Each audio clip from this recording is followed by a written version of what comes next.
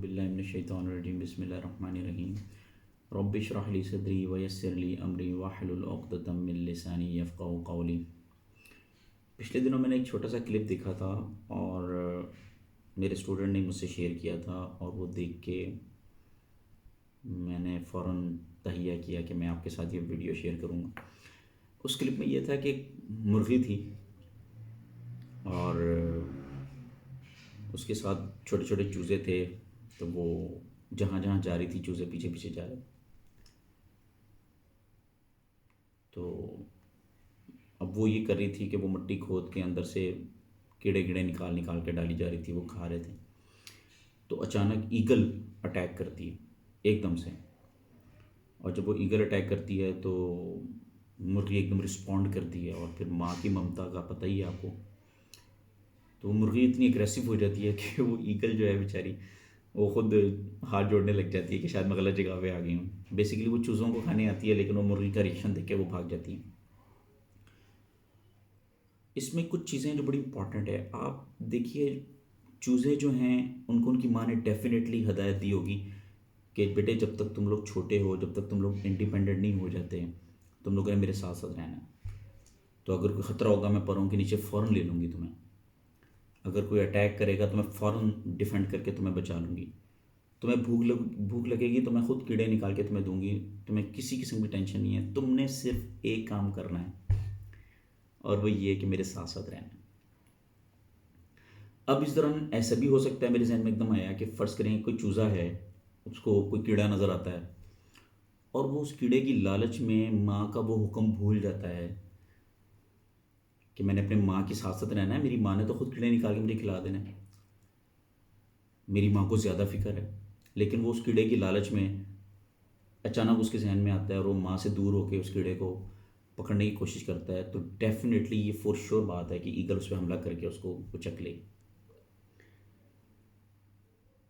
یہ جو قرآن ہے نا، یہ اللہ کی پناہ ہے، یہ اللہ کی رسی ہے، اللہ ہمارا رب العالمین ہے۔ اب اس ایگزامپل کو آپ براڈر پہ لے جائیے، وہ تو مرغی اور اس کے بچے تھے نا، چکن تھے، یہاں پہ آپ کا رب ہے اور آپ ہیں۔ تو ہمارا رب ہمیں کیا کہتا ہے؟ ہمارے رب نے کہا کہ میرے پاس پاس رہو، میری پناہ میں رہو، میری رسی کو مضبوطی سے پکڑو، تم نے بس یہ کام کرنا ہے۔ کیا کام کرنا ہے؟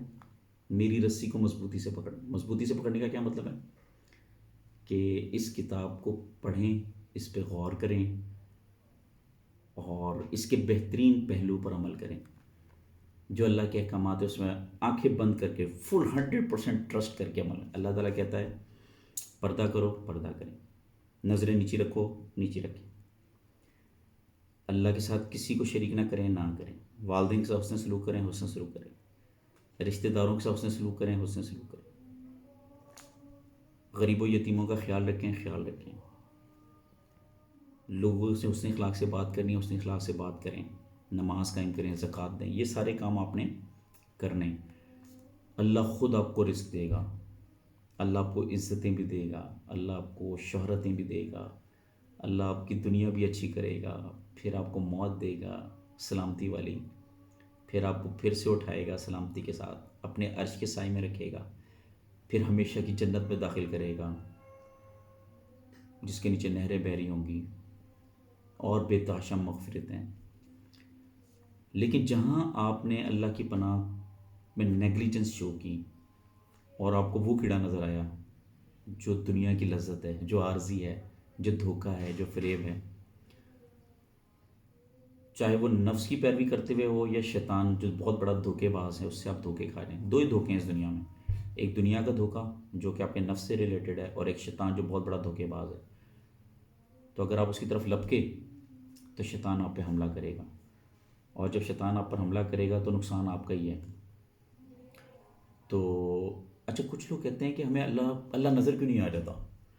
اور عقل والوں، اللہ نے ہمیں عقل دی ہے، تو عقل والوں کے لیے انسٹرکشنز ہوتی ہیں، ٹھیک ہے نا؟ آپ گھر میں کوئی مشین لے کے آتے ہیں تو آپ کو اس مشین کا بنانے والا تو نظر نہیں نہ آتا، لیکن وہ مینول تو ساتھ ہوتا ہے نا، آپ بس مینول پڑھیں، مشین چلائیں، ٹھیک ہے؟ لیپ ٹاپ کیسے یوز کرنا ہے تو آپ کیا فون کریں گے؟ جیسے یہ لیپ ٹاپ میرے پاس انٹیل کا پڑا ہے تو میں پہلے دیکھوں انٹیل کا آنر کون ہے، اس کو فون کروں، اسے کہوں ہاں بھائی کیسے یوز کرنا ہے؟ نہیں، اس کا مینول ساتھ ہوگا، میں نے مینول پڑھ کے اس کو چلانا ہے، اس نے مینول میں ساری چیزیں لکھ دی ہیں.